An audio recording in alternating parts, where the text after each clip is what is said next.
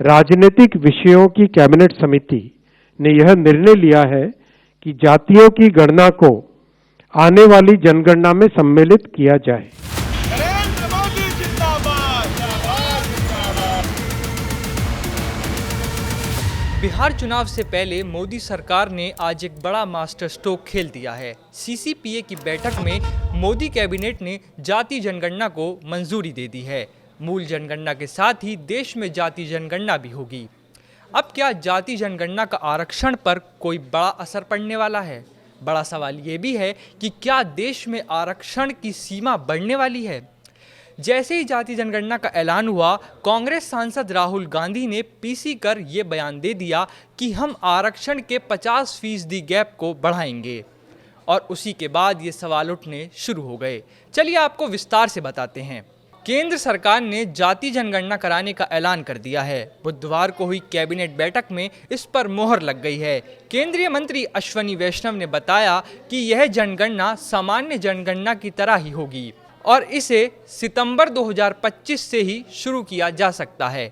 वहीं सरकार के इस फैसले को विपक्षी दलों ने देर आए दुरुस्त आए करार दिया है। सबसे पहले देश में आरक्षण को लेकर कानून क्या कहता है, आपको बताते हैं। दरअसल 1992 में सुप्रीम कोर्ट की 9 जजों वाली संविधान पीठ ने इंदिरा साहनी बनाम भारत सरकार केस में आरक्षण की अधिकतम सीमा 50% तय की थी। कोर्ट ने कहा था कि इससे ज्यादा आरक्षण संविधान की मूल भावना के खिलाफ होगा। लेकिन अब जब नई जनगणना जातियों की होगी तो इससे उनकी हिस्सेदारी का सटीक आंकड़ा सामने आएगा। तो यह तर्क उठेगा कि अगर किसी समुदाय की आबादी 40% से ज़्यादा है तो उसे 27% या उससे कम आरक्षण क्यों दिया जाए। तमिलनाडु सरकार पहले ही 50% से ज़्यादा आरक्षण दे रही है। ऐसे में अब ये सवाल भी उठ रहे हैं कि क्या बाकी राज्य भी इस रास्ते पर जाएंगे। देश में करीब छोटी बड़ी जातियों को मिलाकर अभी 300 से ज़्यादा जातियां हैं। इसमें 50% से ज़्यादा जातियों की आबादी 3% या उससे ज़्यादा है। ये जातियां राजनीतिक दबाव के तहत खुद के लिए अलग से कोटा मांगती हैं।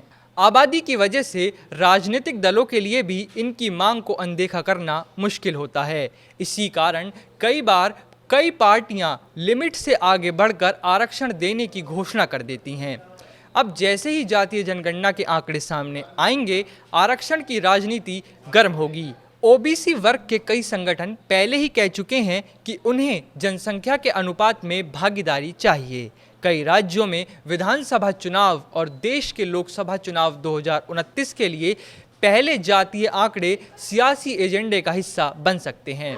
ऐसे में यहाँ ये तय करना कि आंकड़े आने के बाद 50% की कैप को लेकर फिर से अदालत और संसद दोनों में तकरार छिड़ सकती है। जाते जाते आपको बता दें कि जाति जनगणना की पूरी प्रक्रिया में 2 साल लग सकते हैं, यानी अंतिम आंकड़े साल 2026 के आखिरी या 2027 की शुरुआत में आ सकते हैं। न्यूज़ 18 के लिए शिवम।